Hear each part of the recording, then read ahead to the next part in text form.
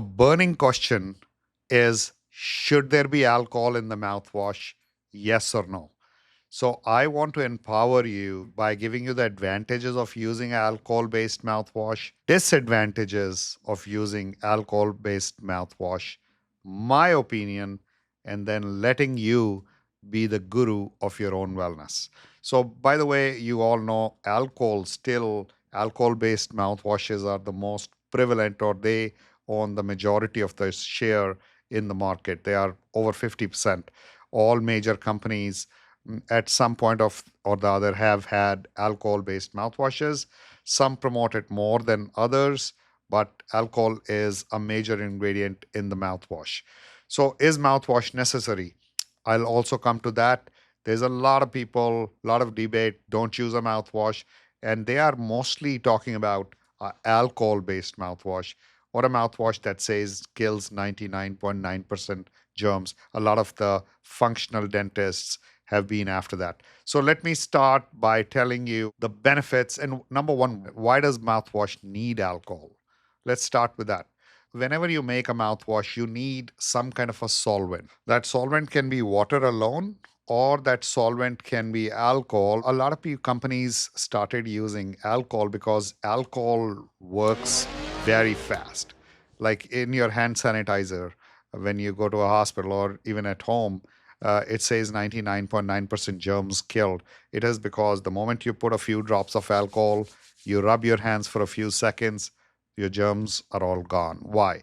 Because alcohol dehydrates dehydrates the bacteria. So the cell wall of the bacteria, it disintegrates because the alcohol has the drying effect. So the bacteria end up dying because they don't have the water left. So that is the exact same principle that is utilized when you put alcohol in your mouthwash. It literally, in a way, causes dehydration.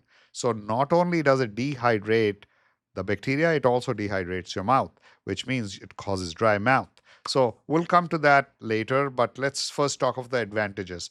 It is a great solvent, by the way. It's fast and furious. It works the best when you're looking for something to act fast. So the number one advantage, according to me, is it has antimicrobial property. So if you've gone through certain procedures and you need an antibacterial microbial product that works very quick, alcohol is a great choice. It also dissolves parts of essential oils, like a big brand has. Some parts of the essential oils that are very needed, they are almost essential oils, but parts of essentials, like fractionated essential oils that are there in certain brands. And then they add alcohol as a solvent. They add some sodium saccharine as a kind of a sugar alternative.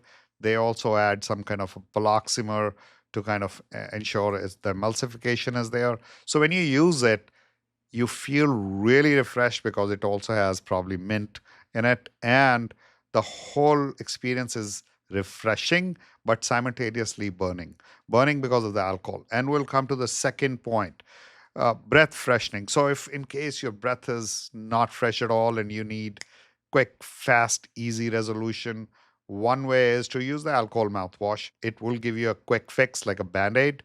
Long term, we'll talk about it in the disadvantages, but it does do a quick breath freshening effect. Number three, alcohol based mouthwashes also. And these, when I say alcohol based mouthwashes, a tiny alcohol is more like a preservative. The alcohol percentage, if it is more than 20%, more than 20% in a bottle, if you got a big bottle, 20% or more is what I'm referring to as alcohol based mouthwashes, because that means it's got a lot of alcohol. And in that case, it basically has the ability to penetrate certain layers of biofilm. If the biofilms have become plaque, then maybe not, but certain layers can be effectively penetrated, and the bad bacteria that are lying get exposed behind the biofilms, they get exposed, and you can always brush it off. Those also help you clean your breath, whiten your teeth to some extent, and keep your breath fresh. So, all said, these are the advantages. Now, let me tell you the disadvantages. Number one disadvantage, it causes dry mouth. Alcohol dries you out. if you use hand sanitizers 8 or 10 times, you'll have like white color hands, and you feel like your hands are drying out. Why is that? Because that's the nature of alcohol. It dries you out. So dry mouth means a unhealthy mouth.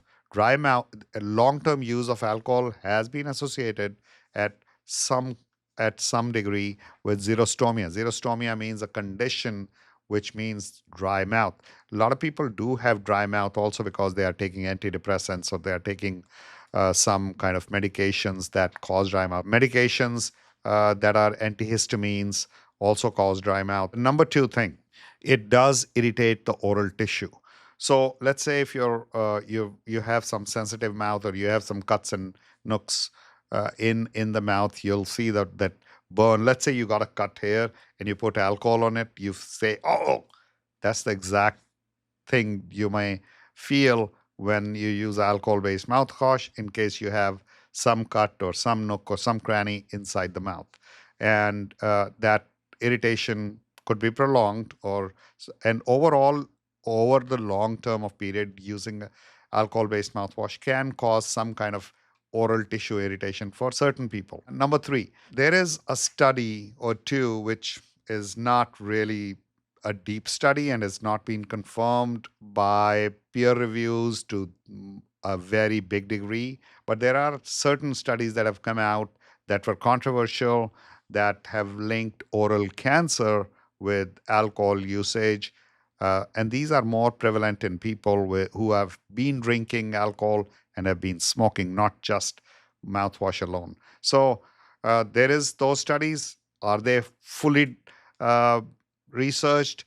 Yes, to some degree, and no, to some degree. They are not really fully researched, or maybe the intent to fully research and downplay them may not be there, because nobody's making money to take out certain things. But anybody who has the product has a lot of intent to do studies to disassociate from those problems. Number four, it does disrupt the oral microbiome because it does absolute killing. So 99.9% germs kill means good, bad, ugly, everything is gone. So in case certain times when you use a non-alcohol based mouthwash, it could be different. But in this scenario, everything is gone. In other scenarios, the bacterial overload could get less. But remember, 98% of the bacteria are good bacteria. They are the ones that help you digest your food. So, a lot of people are eating probiotics. A lot of people have seen that they have elevated high blood pressure, especially on people who already are at a certain age. They see quite a big bit of difference, almost up to 26 points. And I will try to put all these links in the link section so that you don't think I'm making it up. Everything is substantiated. You can always go to perplexity.pro to kind of check all those links. But and then you form your own opinion. So way I work is give you the advantages, give you the disadvantages, give you my opinion, and then I let you make the conclusion and be the guru of your own wellness. So watch out for my opinion. So whatever I'm going to tell you of my opinion is my personal opinion, and it has no forbearance.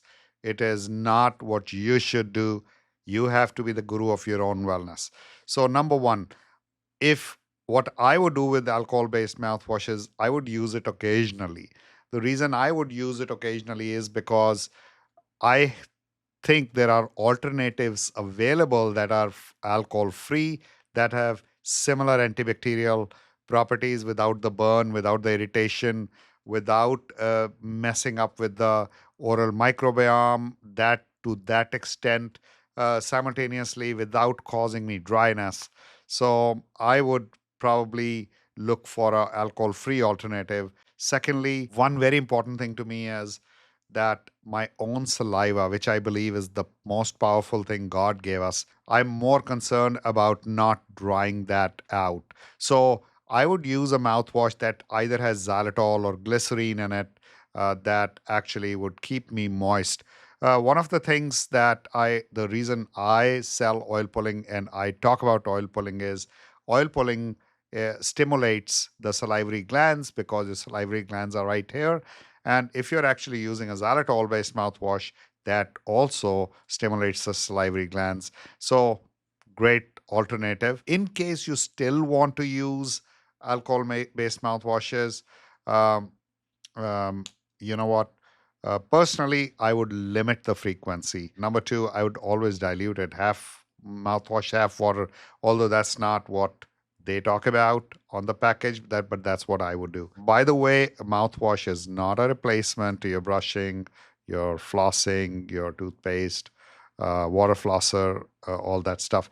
Mouthwash is always in conjunction with all that good stuff. And last but not least, you have to be the guru of your own wellness. So I gave you the advantages, the disadvantages, my thoughts. Now you decide what you want to do.